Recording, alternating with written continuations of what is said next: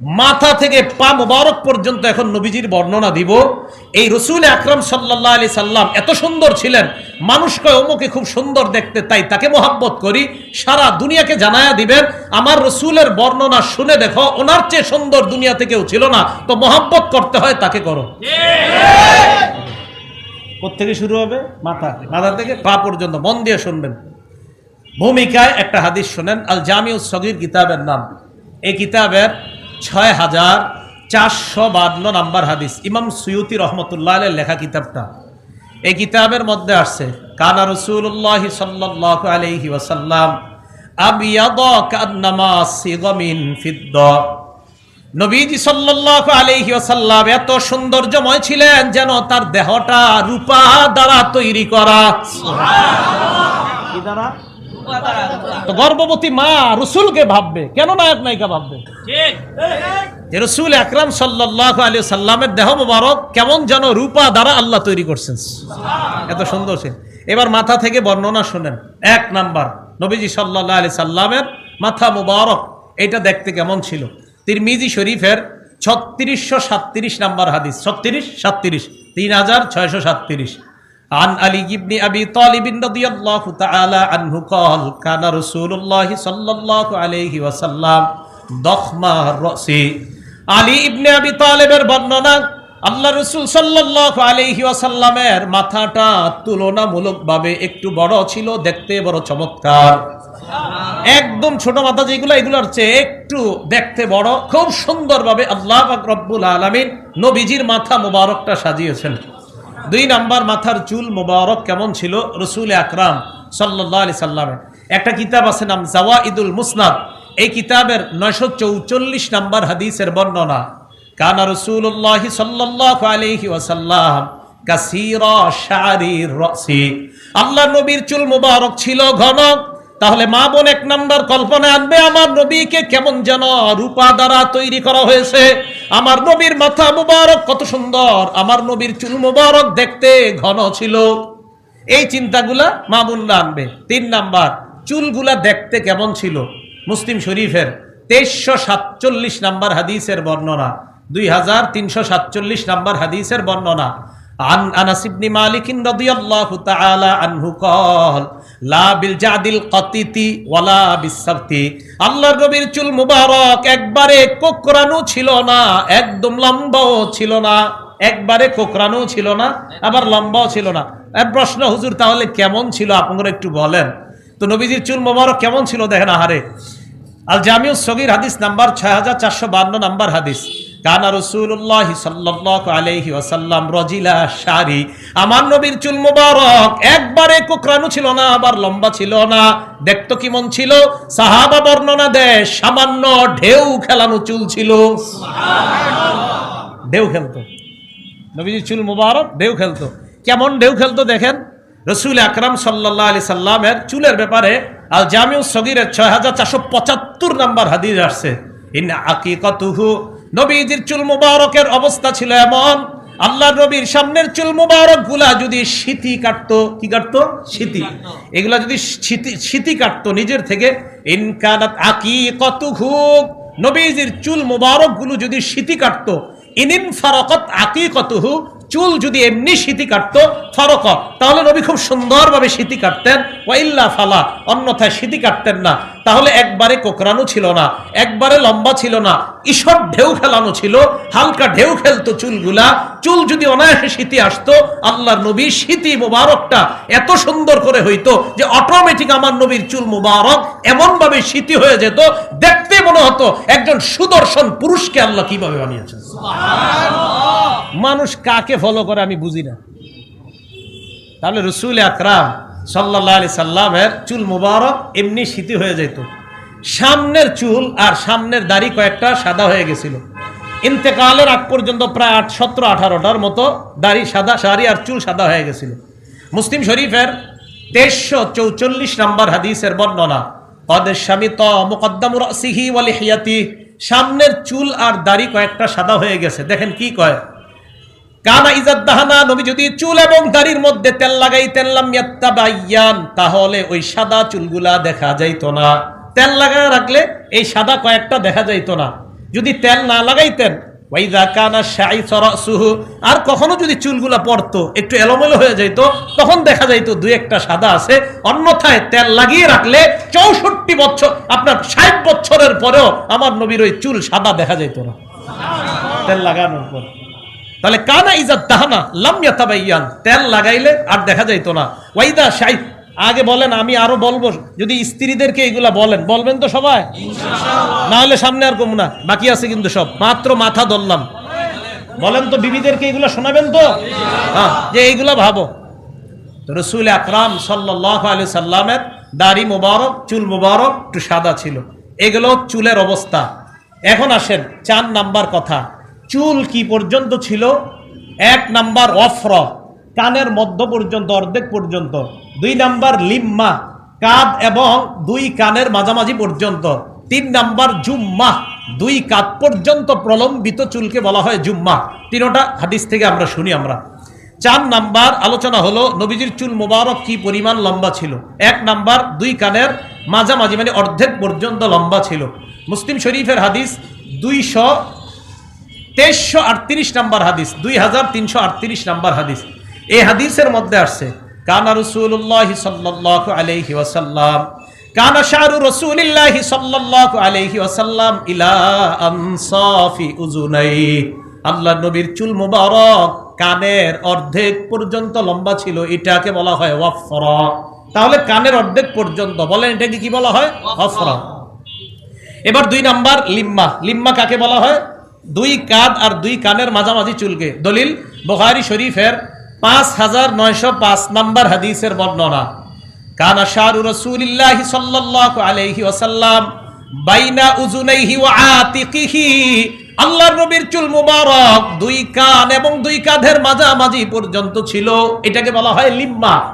3 number জুম্মা, বুখারীর বর্ণনা 5904 number হাদিসের বর্ণনা। আগেরটা 5905, এটা 5904। কানা ইয়াদরিবু শা'রু রাসূলিল্লাহি সাল্লাল্লাহু আলাইহি ওয়াসাল্লাম মানকিবাই, আল্লাহর নবীর চুল মুবারক এই কাঁধ পর্যন্ত প্রলম্বিত হলো। তাহলে কানের মাঝামাঝি পর্যন্ত অফরা, কাঁধ এবং কানের মাঝামাঝি পর্যন্ত লিম্মা, আর কাঁধ পর্যন্ত প্রলম্বিত চুলকে বলা হয় জুম্মা। নবীজি সাল্লাল্লাহু আলাইহি সাল্লামের এটা হলো চুলের পরিমাপ কতটুকু ছিল। 5 নাম্বার আলোচনা, নবীজি সাল্লাল্লাহু আলাইহি সাল্লামের চেহারা মুবারক কেমন ছিল। সহিহ বুখারী হাদিস নাম্বার 3549 নাম্বার হাদিসের বর্ণনা, কানা রাসূলুল্লাহি সাল্লাল্লাহু আলাইহি ওয়াসাল্লাম আহসানান নাসি ওয়াজহা, নবীজি সাল্লাল্লাহু আলাইহি ওয়াসাল্লামের চেহারা মুবারক দুনিয়ার সব মানুষের চাইতে বেশি সুন্দর। তাহলে বিবিরে বলবেন, আরে তুমি কার চেহারা দেখে ফলো করো? তুমি নবীর চেহারা ভাবো, নবীর চেহারা দুনিয়ার সবচেয়ে সুন্দর ছিল, তো আমার নবীকে কল্পনা করো। শামাইল তিরমিজি কিতাবের নাম, এটা বিবিরে কিনে দিবেন, আপনার ছেলের বিবিরে কিনে দিবেন, আপনার মেয়ে গর্ভবতী তাকে কিনে দিবেন শামাইল তিরমিজি। মাদ্রাসা মসজিদের ইমাম আলেমদের সাথে যোগাযোগ করে বলবেন, হুজুর বাংলায় পাওয়া যায় শামাইল তিরমিজি, এটা আমারে কিনে দেন।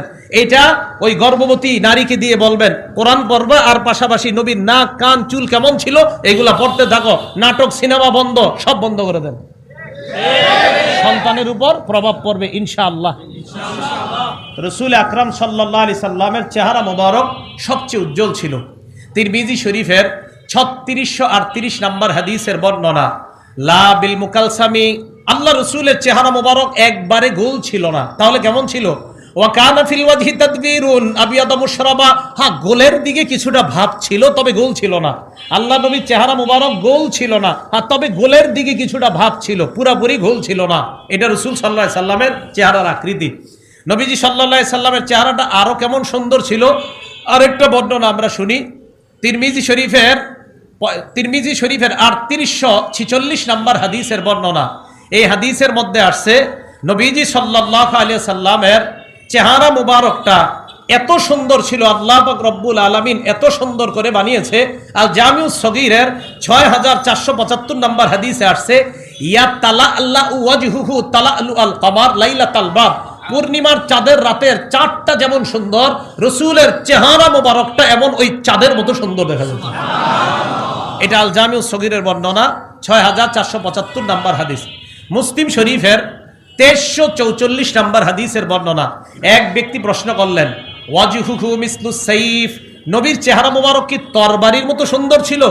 সাহাবা জবাব দিলেন, লা বাল মিসলাশ শামসি ওয়াল কমার, আল্লাহর নবীর চেহারা মুবারক চন্দ্র এবং সূর্যের মতো সুন্দর। এক ব্যক্তি বললেন, ওনার চেহারা কি তরবারির মতো সুন্দর ছিল? তো বললেন, না, ওনার চেহারা ছিল চাঁদের মতো, সূর্যের মতো সুন্দর ছিল। এটা রাসূল আকরাম সাল্লাল্লাহু আলাইহি সাল্লামের সৌন্দর্যতা। তো নবীজি সাল্লাল্লাহু আলাইহি সাল্লামকে আল্লাহ পাক রব্বুল আলামিন এত সুন্দর করে বানিয়েছেন। তা আমরা যখন মা বোনদেরকে বলবো, তারা যদি কল্পনা করতেই হয়, তাহলে রাসূল আকরাম সাল্লাল্লাহু আলাইহি সাল্লামের এই চেহারা মুবারক নিয়ে কল্পনা করবে। হযরত জাবির ইবনে সামুরা রাদিয়াল্লাহু তাআলা আনহুর বর্ণনা, তিনি কি বলে দেখেন, রাআইতু রাসূলুল্লাহি সাল্লাল্লাহু আলাইহি ওয়াসাল্লাম, আমি আল্লাহর নবীর দিকে তাকাইলাম, ফাজআলতু আনজুরু ইলাল কমার ওয়া ইলা রাসূলিল্লাহি সাল্লাল্লাহু আলাইহি ওয়াসাল্লাম, একবার চাঁদের দিকে তাকায়, আর একবার নবীর দিকে তাকায়, আবার চাঁদের দিকে, আবার নবীর দিকে। হুয়া আহসানু ইনদি মিনাল কমার, আল্লাহর কসম, বারবার চাঁদের দিকে তাকায় দেখলাম নবীর চেহারা মুবারক চাঁদের চাইতে সুন্দর। এই ভাবনা দেন বিবির মধ্যে, তাহলে চেহারা মুবারক চাঁদের মতো সুন্দর কেমন জানি ছিল। আল্লাহ যেন ওই সৌন্দর্যতা নিয়ে আমাদেরকে দুনিয়াতে থাকবে একবার ঘুমে দেখার তৌফিক দান করুন, আমিন। রাসূল আকরাম সাল্লাল্লাহু, আর আপনার বিবি কল্পনা করতে করতে হতেও পারে একদিন স্বপ্নে দেখিয়ে ফেলবে।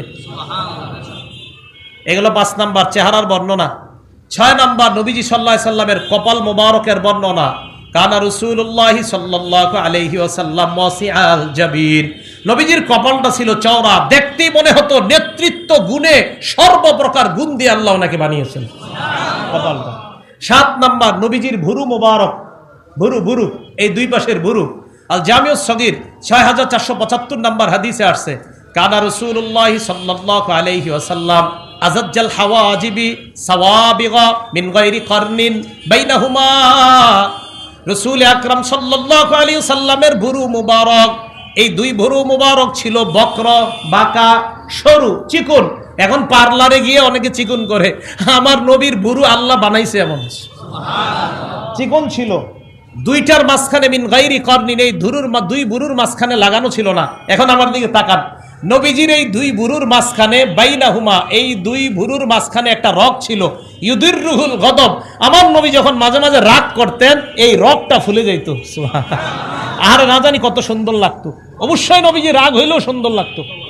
নবীজি সাল্লাল্লাহু আলাইহি সাল্লামের এই দুই ভুরুর মাঝখানে একটা রগ ছিল, ইউদিররুহুল গদব, নবীজি যখন রাগ করতেন তখন তার এই দুই ভুরুর মাঝখানে রগটা ফুলে উঠত। তো নবীজি সাল্লাল্লাহু আলাইহি সাল্লামকে আল্লাহ এত সুন্দর করে বানিয়েছেন।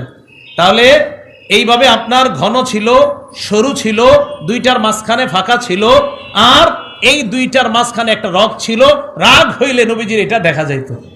এগুলো 7 নাম্বার। 8 নাম্বার নবীজি সাল্লাল্লাহু আলাইহি সাল্লামের চোখ মুবারক। সহিহুল আদাবিল মুফরাদ কিতাবের নাম, এই কিতাবের 988 নাম্বার হাদিস। এই হাদিসের মধ্যে আছে, কানা রাসূলুল্লাহি সাল্লাল্লাহু আলাইহি ওয়াসাল্লাম আজিমাল আইনাইন, জান্নাতের মধ্যে হুর যারা থাকবে তাদের চক্ষুগুলা হবে ডাগর ডাগর চোখ। আমার নবীকে দুনিয়াতে আল্লাহ ডাগর ডাগর চোখ বিশিষ্ট বানিয়েছেন, সুবহানাল্লাহ, চোখ বিশিষ্ট বানিয়েছেন। তিরমিজি শরীফের হাদিস 3638 নাম্বার হাদিসের বর্ণনা। এই হাদিসের মধ্যে আসছে, আদাজাল আইনাইন, নবীজির চোখের ভিতরের মণিটা ছিল কালো। তিরমিজি শরীফের 3846 নাম্বার হাদিসের বর্ণনা, আশকালাল আইনাইন, নবীজির চোখের এই কিনারা দিয়ে দেখলেই, যেই কেউ দেখলেই নবীজিকে মায়া করতে বাধ্য, চোখগুলো আল্লাহ এত মায়াবী বানাইছেন, সুবহানাল্লাহ। আশকালাল আইনাইন, আশকালাল আইনাইন, চোখ ছিল বড়, দেখতে বড় চমৎকার, একটু লালিমা লালিমা ভাব ছিল, যেই কারো দিকে তাকাইলে কারে মানুষ ফলো করে আমি বুঝি না, আমার নবীর চোখ মুবারক আল্লাহ বানাইছে এত সুন্দর করে, সুবহানাল্লাহ। আর কেমন বানাইছে? হযরত জাবির ইবনে সামুরা রাদিয়াল্লাহু তাআলা আনহু কি বলে দেখেন, আমি তো অবাক হয়ে গেছি এই হাদিস যখন পড়লাম।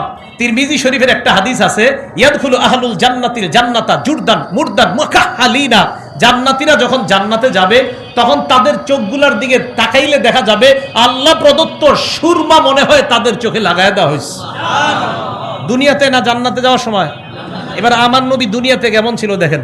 জাবির ইবনে সামুরা বলেন, তিরমিজি শরীফের 3845 নাম্বার হাদিস, তিনি বলেন, রাআইতু রাসূলুল্লাহি সাল্লাল্লাহু আলাইহি ওয়াসাল্লাম, আল্লাহর নবীর দিকে আমি তাকাইলাম, তাকানোর পর মনে মনে বলতাম আকাহালা, নবীজি মনে হয় চোখের মধ্যে সুরমা লাগিয়েছেন।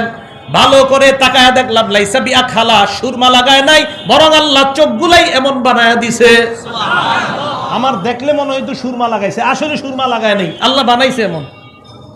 তো রাসূল আকরাম সাল্লাল্লাহু আলাইহি সাল্লামের চোখ মুবারক এত সুন্দর ছিল। এরপরে আসেন 9 নাম্বার আলোচনা, নবীজি সাল্লাল্লাহু আলাইহি সাল্লামের নাক মুবারক, নাকের দিকে তাকান। নবীজির নাক কেমন ছিল? হাদিসের মধ্যে আছে আকনাল ইরনাইন, নবীজির নাকটা আমাদের চাইতে তুলনামূলক এই জায়গায় একটু উঁচু ছিল।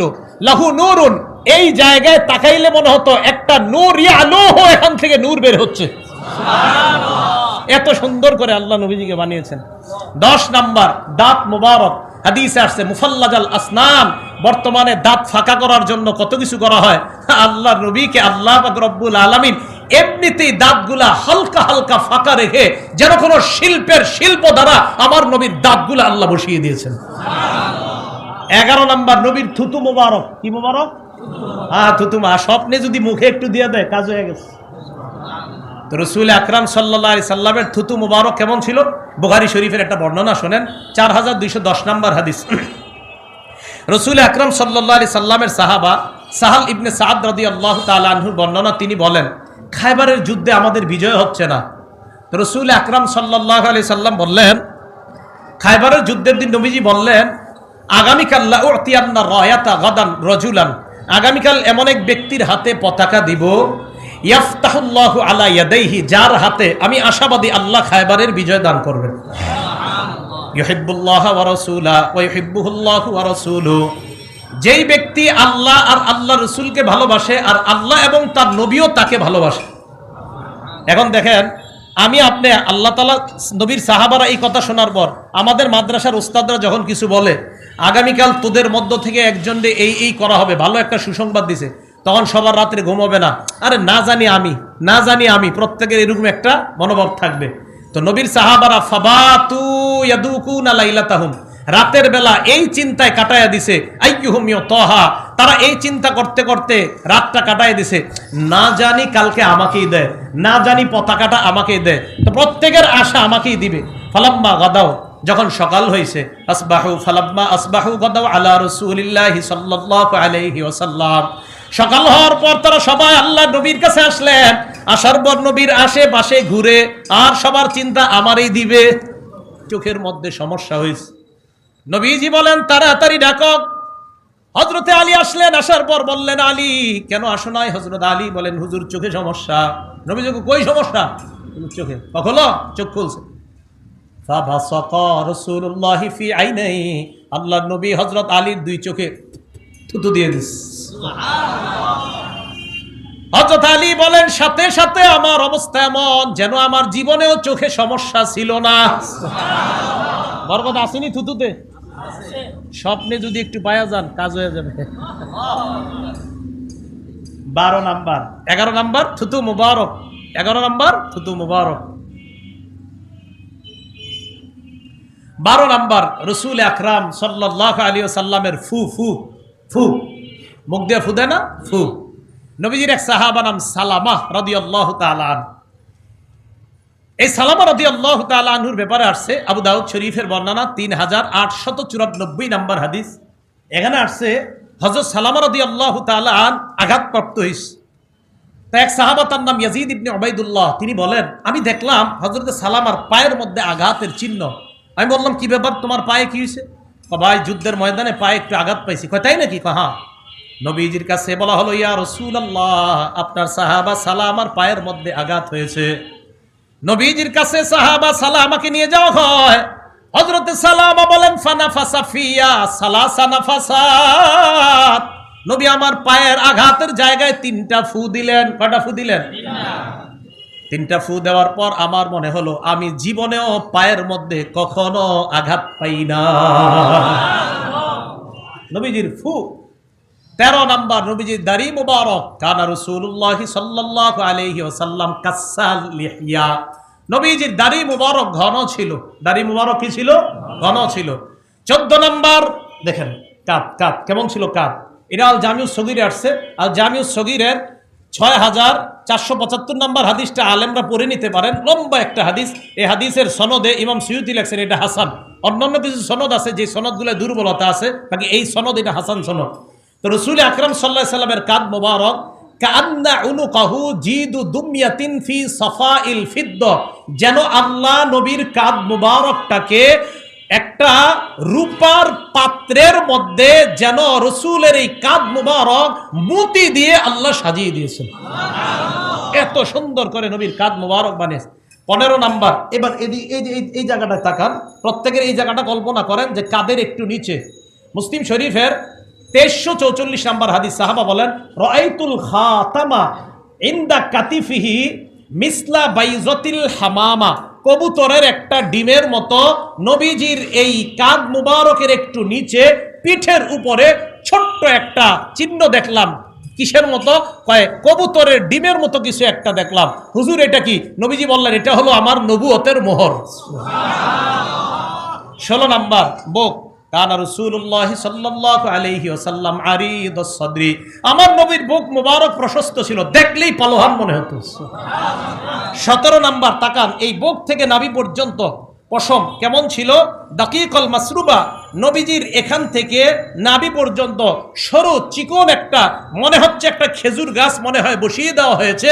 এত সুন্দর করে নবীজির বুক মুবারকের লোমগুলো আল্লাহ সাজিয়েছেন। আর ইয়াসাদিয়াইন, দুই পাশে বেশি লোম ছিল না। 18 নম্বর আলোচনা, নবীজির পেট মুবারক কেমন ছিল?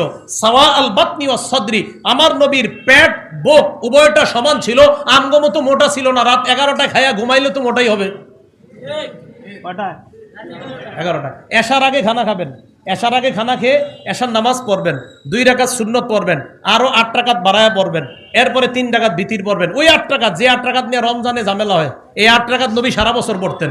তাহলে এশার নামাজ পড়বেন, 2 রাকাত পড়বেন, এরপরে 8 রাকাত পড়বেন, এরপরে ভিতির পড়বেন। আমি লিখে দিচ্ছি, আপনি ঘুমানোর পরে গিয়া পেট আপনার বাড়বেই না নিশ্চিত। না আপনি খান কখন? সুন্দর মতো এসা পরে পইরা টইরা গল্প করে টরে চাটা খায়া বাসায় যাওয়ার পরে দাও খানাগুলা দাও, বাস খায় 11টায়, খায় মাশাল্লাহ, বাস এরপরে এত বড় পেট হয়। কষ্ট নিয়েন না, আসলেই তো এমন হয় আমাদের। সুন্নাহ বহির্ভূত চলতেছি আমরা। এশার আগে খানা খান, এশার আগে খানা। আমি তো এই যে মাহফিল বহির্ভূত সময় আলহামদুলিল্লাহ মাগরিব পরে আমি খানা খাই রাতে। আমি এই যে মাহফিলে হয়তো ঝামেলা হয়ে যায়, খাইতে একটু দেরি হয়, কিন্তু এমনি আমি আলহামদুলিল্লাহ। আমারে কি কয় সবাই, এইটা আগের যুগের মানুষ। ওই যে মাগরিবের পরে খানা খাই, আমার দাদিও মাগরিবের পরে খানা খাই, তো এখন আমারে কয় কি মাগরিবের পরে খানা খাই দিঘা, এই কি আগের যুগের মানুষ মাগরিবের পরে খানা খায়?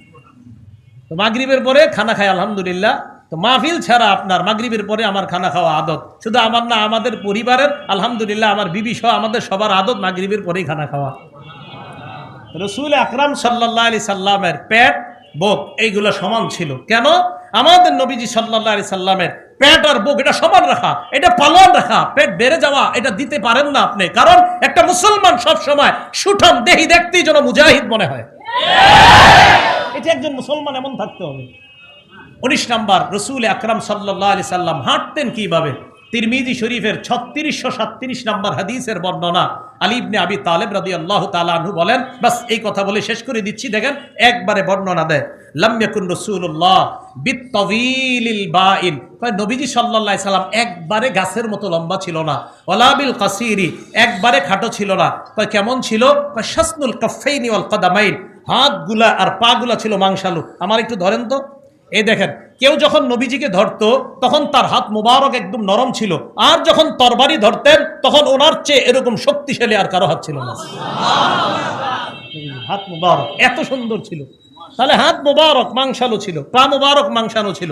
আর দখমুল কারাদিস, নবী সাল্লাল্লাহু আলাইহি সাল্লামের এই জোড়াগুলা আল্লাহ এত সুন্দরভাবে বানিয়েছেন যে একটা পালোয়ান পুরুষের যেমন হওয়া দরকার, জিম কইরা ছেলেরা বানায়, আমার নবীরে আল্লাহ বানাইছে এমন। সুবহানাল্লাহ, দখমুল কারাদিস। আর পাইদা মাশা, নবী যখন হাঁটতেন, আহারে খুব সহজ সরল ভাবে হাঁটতেন। মাশা কান্নামা ইন হাত্তা মিন সবাব, আমার নবী যখন হাঁটতেন মনে হতো সিঁড়ি দিয়ে উপর থেকে নিচে নামছে, অথচ সমতল ভূমিতে হাঁটতেছে। নবী হাঁটতেন এমন ভাবে, সহজ সরল মানুষের মতো হাঁটতেন। আমাদের বাংলাদেশের মাওলানা আব্দুল মালেক সাহেব এইভাবে হাঁটেন। এত বড় হাস্তি আলেম, হাঁটা দেখলে, জুতা দেখলে মনেই হয় না ভিতরে কি জিনিস আর হাঁটে গিয়ে কি জুতা পায়ে দেয়। হজরতের হাঁটাটা যখন আমি দেখি এই হাদিস মনে পড়ে যে নবীজি সাল্লাল্লাহু আলাইহি সাল্লাম যখন হাঁটতেন সমতল ভূমিতে মনে হতো ইনহাত্ত বিন সবাব, উপর থেকে নিচে নামতেছে। সহজ সরল মানুষগুলা যেমন মাথা নিচের দিকে দিয়ে দিয়ে হাঁটে, এমনভাবে নবীজি হাঁটতেন। তো নবীজি সাল্লাল্লাহু আলাইহি সাল্লামের এই কল্পনাগুলা আপনারা মা বোনদেরকে দিয়ে দেন। আমি একটা লেখাও দিছি কোথায় জানি এই বিষয়ে, যে এটা কম্পিউটারে লেমিনেটিং করে বের করেন, করে এইগুলা আপনি চার দেয়ালে সাজিয়ে দেন। আপনার গর্ভবতী মাকে, বোনকে, ওই মেয়েগুলাকে বলেন এইগুলা দেখো আর কল্পনা করো। তোমার ভিতরে সন্তানের কল্পনাটা যখন করবা, মাথাটা কল্পনা করো তো নবীর মাথা কল্পনা করো, চোখ কল্পনা করো তো নবীর চোখ কল্পনা করো, নবী সাল্লাল্লাহু আলাইহি সাল্লামের চেহারা মুবারক কল্পনা করো। আহারে আমার ছেলের চুলটা জানি কেমন হয়, তো নবীর চুল মুবারক কল্পনা করো। আহারে আমার সন্তানের চোখটা জানি কেমন হয়, তো নবীর চোখ মুবারক কল্পনা করো। আহারে আমার সন্তানের হাতটা জানি কেমন হয়, তো নবীর হাত মুবারক কল্পনা করো। আহারে আমার সন্তানের নাকটা জানি কেমন হয়, তো নবীর নাক মুবারক কল্পনা করো। আমার সন্তানের পাগুলা জানি কেমন হয়, তো নবীর পা মুবারক কল্পনা করো। আমার সন্তানের বুকটা জানি কেমন হয়, তো নবীর বুক মুবারক কল্পনা করো। লিকুল্লি শাইইন আসার, প্রত্যেকটা জিনিসের একটা ক্রিয়া প্রতিক্রিয়া আছে। চিন্তা যদি খারাপ হয় সন্তানের উপর খারাপ প্রভাব পড়ে, চিন্তা যদি সুন্দর হয় সন্তানের উপর অবশ্যই সুন্দর প্রভাব পড়বে। আল্লাহ পাক রব্বুল আলামিন আমাদের সকলকে যে কথাগুলো বললাম রাসূল আকরাম সাল্লাল্লাহু আলাইহি সাল্লামকে যেন সবচেয়ে বেশি মহব্বত করতে পারি, আল্লাহ তৌফিক দান করেন। আমিন ওয়া আখিরু দাওয়ানা আলহামদুলিল্লাহ।